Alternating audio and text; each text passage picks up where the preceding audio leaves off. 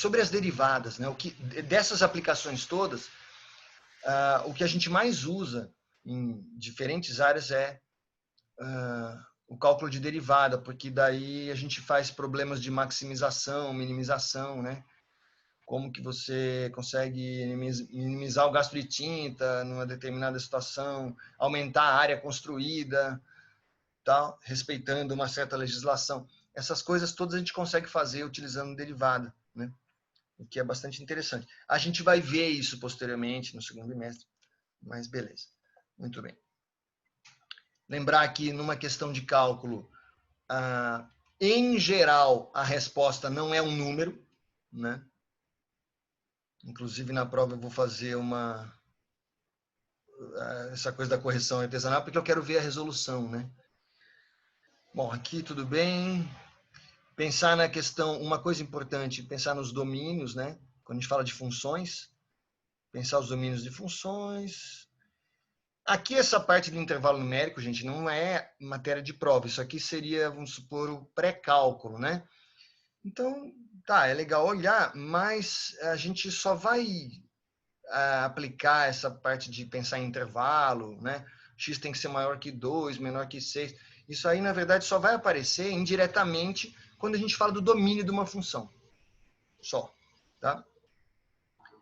Então, a desigualdade, mesma coisa. Não vamos ter questões específicas de desigualdades. Tá? É como se fosse um pré-requisito aí, beleza. Uma coisa que eu acho interessante que vocês olhem nessas notas que a gente tem, que aliás eu já estou pensando até em futuramente fazer um livrinho de cálculo essencial, uma coisa assim, cálculo simples, enfim, uma coisa para ficar mais acessível, tal. Eu acho que é interessante olhar os gráficos, tá? Os gráficos das funções, verificar, no caso dos limites também, procurar observar as tendências, né? As assíntotas. Acho que é legal isso. Ter essa noção visual ajuda, né? Embora não esteja prevendo pedir assim, faça o gráfico, não isso, mas é mais para você entender. Às vezes você tendo a noção visual te ajuda a compreender a situação. Bom, então aqui fala um pouco dos domínios, né? Aí perguntando o que é função, o que não é função. Lembrar que para cada valor da variável, eu só posso ter um valor na função, né? Dois valores de x, por exemplo, dois valores da variável, podem chegar no mesmo lugar, podem dar o mesmo resultado na função. Mas um valor da variável não pode chegar em dois lugares, né? Muito bem. Então, aqui domina a imagem, né? Essa aqui, por exemplo, a função 1 sobre x, uma clássica, né? Se você olha o gráfico, você vê que essa função, o domínio dela são todos os reais menos o zero, né? A função, ela é descontínua aí, né? Agora a gente já pode falar, né? É uma função descontínua, ela tem um salto. Então, o zero não está definido para essa função, né? Beleza. Aí, a raiz quadrada de x, que a gente vai ver que o domínio são os não negativos, né? Você não pode ter valor negativo dentro da raiz quadrada. Beleza. Aqui não estou muito preocupado com o módulo, isso não. Aí tomar cuidado com a questão dos sinais, né? Opa. Quando a gente tem, por exemplo, a função menos raiz quadrada de x menos 1. Então, na hora da gente pensar no domínio você vai ter que olhar lá dentro da raiz, né? Beleza. Mas a questão da imagem, a imagem é um resultado da conta, né? Então, para todos os valores de x que você consegue colocar lá dentro e fazer a conta, qual vai ser a imagem? Nesse caso, o x tem que ser positivo, senão você não consegue fazer essa conta, né? Aliás, ele tem que ser maior ou igual a 1, né? Mas a imagem, o resultado da função, é sempre negativo nesse caso, né? Ou, para ser mais exato, não positivo, né? Porque o zero vale. É aquele velho história. Bom, esboçar os gráficos, tal. Aqui, se você tiver que fazer um gráfico, você pode fazer esse truquezinho de fazer a tabela e preenchendo. Agora a gente já sabe fazer limite, fica mais elaborado isso. Operações com funções, aqui é o básico, né? A função soma é a soma das funções, a função subtração é a subtração das funções, o produto é o produto das funções e o quociente é o quociente das funções. A única questão aqui é a história do domínio, né? Então, quando você tem uma função que vamos dizer, combinada, né? É composta a partir de duas outras funções, às vezes até três, né? Então, o domínio vai ser sempre o mais restritivo, ou seja, vai ser o menor domínio, a intersecção, né? O menor domínio possível. Então, se tem uma que vale para todos, imagina, por exemplo, f vezes g, né? Se a função f vale para todos os reais e a função g não vale para x igual a zero, então o produto também não vai existir para x igual a zero, né? Então, vale sempre o limite que restringe mais. Está dizendo isso já, interseção e tal. E no caso do quociente, tem ainda uma outra questão que é a função que está no denominador, que não pode ter resultado zero, porque senão fica aquela coisa, né? Um número dividido por zero, você não consegue calcular. Beleza. Um cuidado simples. Aqui alguns exemplos. Ó, esse exemplo aqui, ó. Esse aqui, por exemplo, deixa eu marcar em azulzinho. Aqui, questão do domínio, né? O domínio no numerador, 2x, qualquer valor real serve. No denominador, ó, raiz quadrada de x. Então, eu preciso ter x maior ou igual a zero, normalmente, dentro da raiz. Mas nesse caso é pior porque a raiz quadrada está lá no denominador. Então, o x igual a zero também não posso, que isso vai dar zero no denominador. Então, nesse caso aqui, a função h igual a 2x dividido por raiz quadrada de x, o domínio dela vai ser simplesmente x maior que zero, sem o igual. Então é aquela coisa, a gente vai olhando caso a caso, né? Mas acho que de primeira aula foi basicamente isso. O mais importante aqui, dessa aula 1, é a gente tomar cuidado com os domínios quando a gente está falando de uma função que é produto de funções ou soma, né? De alguma forma é uma combinação de outras funções. Beleza, então essa. Aí a gente aprendeu aqui uma operação super importante que é a função composta. Isso é matéria importante, né? É como a gente cria uma função composta, né? É diferente de um produto de funções, é diferente de uma divisão, né? A função composta é quando você aplica uma função a outra função. Então, por exemplo, imagina que tem uma questão para vocês na prova, dadas as funções f tanto, g igual a tanto, construa a função composta, f composta g e g composta f, né? E normalmente, quando você muda a ordem nesse caso, a função que resulta disso muda também, tá? Então, a função composta, f tem essa bolinha aí que é f composta g ou g composta f, né? São diferentes. Aí a gente tem... O ideal na questão do domínio é você primeiro montar a função composta e depois olhar a função, como ela ficou, para estabelecer o domínio, né? É complicado você querer adivinhar o domínio da função composta, né? Então, tem duas funções aqui, ó, por exemplo. A função f de x, 1 sobre x, a outra é 2x menos 1, né? Então, você faz f composta g, então você aplica, em vez de 1 sobre x, a função f, vai ser 1 sobre a função g, e aí você escreve lá. Então, cria uma função nova, né?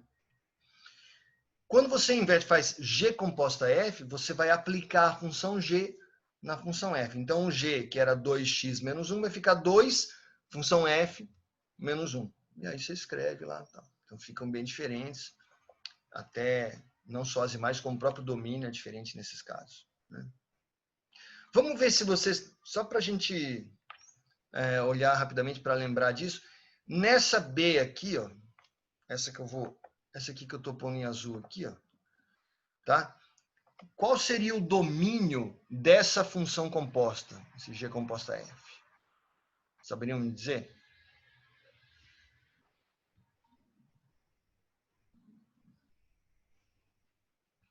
Podem falar, podem escrever. Ó, a gente tem aqui, né? Quando é que essa função existe? Ela vale para qualquer valor de x, excetuando x igual a zero. Eu não consigo fazer essa conta. 2 dividido por zero não vai dar. Então, essa aqui, o domínio dela, todos os reais menos o zero. Tá? Beleza. Aqui é para mostrar que as duas funções compostas, quando eu partir das mesmas duas funções, quando eu inverto, faço f composta g e g composta f, eu chego em funções diferentes que têm imagens diferentes. Olha aqui, se você pega o valor de x igual a 2, uma delas te leva a uma imagem 1/3, outra leva para a imagem 0. Então, mostra como que depende da ordem, né? Aí tem alguns exemplos. Isso aqui é legal você jogar em PDF, tem exemplo resolvido, comentado, enfim.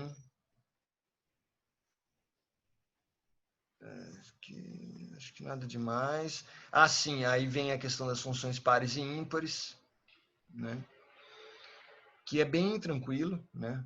Só observar a função, a simetria da função. Então, ela é par quando simplesmente você pode fazer espelhada, você vê que ela é a mesma, né? De um lado e do outro do eixo vertical aqui, né? Você vê que ela está espelhada. Então, significa que para variável positiva e para variável com o mesmo valor, porém sinal negativo, o resultado é o mesmo, né? Ela é simétrica em relação ao eixo y. Tá, e no caso da função ímpar, tem gente que diz que é antissimétrico, né? Ela vai ser simétrica em relação à origem, ou seja, de um lado ela é positiva, do outro lado negativa, né? Tudo que de um lado é positivo, do outro vai ficar negativo. Aí tem vários exemplos, né? Tem uma questão clássica de lista, de exercício de prova, enfim, de concurso, que é o seguinte: é fornecido para você, às vezes nem tem a fórmula da função, nada, da expressão, nada. Tem um gráfico de metade da função. Ó. Considere essa função aqui. Complete o gráfico de modo que ela seja A, função par, B, função ímpar. E aí você vai desenhar o restante da função, né? Para fazer com que ela seja par ou ímpar. Então, esse é um bem legal de fazer. Que mais? E você consegue descobrir se a função é par ou ímpar sem o gráfico. Você não precisa do gráfico, né? Claro, se tiver o gráfico é muito fácil. Mas se não tiver, se você tiver só uma expressão, que nem, por exemplo, essa que a gente está vendo aqui, ó, x ao cubo mais 2x à quinta, né? Você pega, você quer saber se é par ou ímpar, né? Aí você substitui o que for x por menos x. E vai lá, substitui, tal, e monta. E depois olha o que chega, que é onde você chega, né? Se você chegar numa função que é exatamente igual à primeira, é porque a função é par. Se você, invertendo o sinal do x para menos x, você chegar numa função que é o inverso mesmo, troca todos os termos, troca o sinal, então essa função é ímpar. Nesse caso aqui é ímpar, né? Eu troquei x por menos x e tudo que era positivo ficou negativo. Claramente é uma função ímpar nesse caso. Tá? Não precisa nem fazer conta, nem fazer gráfico. Aí você fala assim, professor, mas eu me confundo usando o x, né? Usando, assim, deixando genérico. Né? Pode colocar valor? Pode. Você pode fazer o cálculo da função quando x igual a 1. Calcula quanto vale a função e depois faz para menos 1. O problema é que se um único valor der igual, não garante 100% que a função todinha vai ser par, né? Então, o legal de você trocar x por menos x é que ele resolve de uma vez só. Você já percebe se ele é par ou ímpar. Caso contrário, você teria que fazer 1. Ah, deu igual menos 1. Vou fazer agora 2. Compara com menos 2, vê se deu igual. Não é prático, não recomendo. Né? Tem que fazer vários aí para ver. Bom, que mais? Aqui são alguns exemplos resolvidos. Lembrar também uma coisa. Ao contrário dos números, as funções podem ser pares, ímpares ou indefinidas, né? Nem sempre você tem uma paridade definida. Você pode ter uma função que, de repente, é uma reta até um certo ponto, depois ela faz uma curva, sobe, desce. Então, ela não tem paridade. Boa parte das funções não tem paridade. Beleza. Então, aqui, par mais par é a função ímpar mais ímpar é a função par mais função ímpar, não sabemos em princípio. Tá? Mas não precisa ficar estressando com isso. E os produtos das funções? Produto de par com ímpar é função ímpar. Produto de par com par é função par. Enfim, essas coisas. E de ímpar com ímpar é função par também. Ah, olha aqui aquele que eu falei para você. Opa, aquele que eu falei que aparece muitas vezes. Ó. São exemplos. Esse aqui eu não resolvi. Né? Ó, complete o gráfico de modo que a função seja par ou de modo que a função seja ímpar. Então, vou fazer um agora desse, só para a gente exercitar. Ó, então, vamos lá. Função par. Eu vou fazer um desenho aqui, de modo que isso fique uma função par. Ó. Assim, ela é par. De um lado, exatamente igual ao outro. Ó. Assim, ela vira ímpar. Eu vou colocar cores diferentes. Eu posso até gerar esse novo material aqui para você, se houver interesse. Tá? Então, tá aí. Resolvido.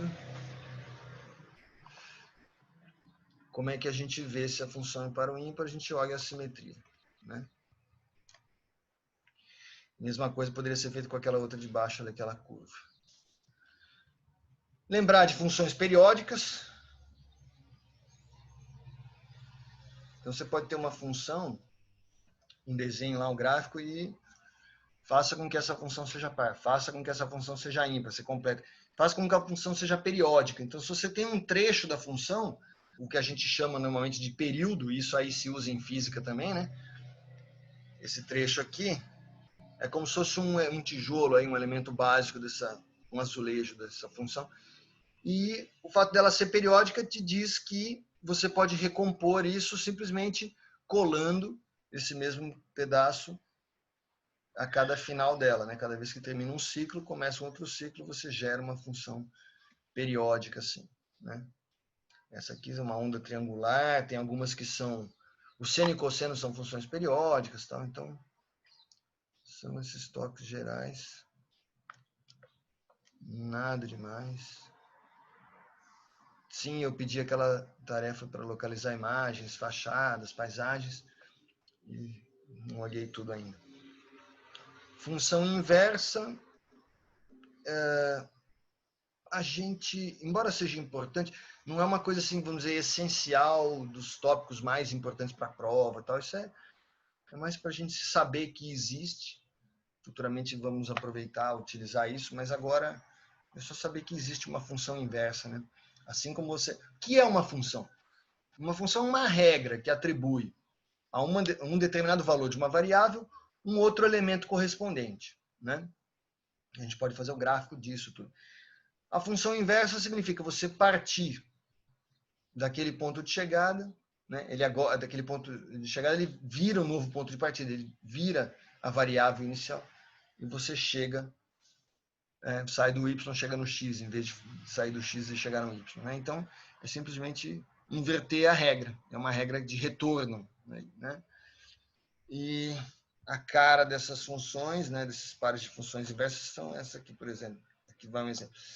y igual a 2x menos 5, cuja inversa é x igual a y mais 5 sobre 2. Né? É mais ou menos, quer dizer, exemplos de aplicação. Né? É claro que eu vou sempre puxar um pouco para a parte de física. Né? Se você pegar, por exemplo, a equação de conversão do, sei lá, Fahrenheit para Kelvin, a função inversa disso vai dar a conversão do Kelvin para o Fahrenheit. Né? Você faz essas conversões. Então, são funções inversas. Beleza?